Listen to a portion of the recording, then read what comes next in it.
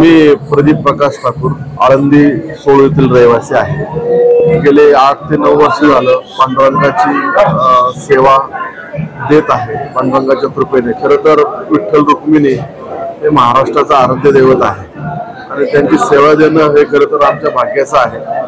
परंतु त्यांच्याच कृपेमुळे 8 ते 9 वर्ष आपल्याला ही संधी मिळत आहे।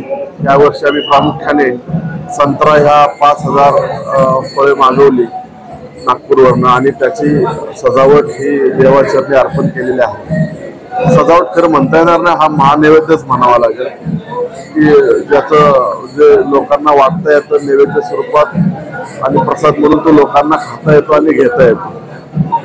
तर हे आम्ही दरवर्षी करतो। साधारण 8 ते 9 वर्ष झालेले आहे हे करत असताना।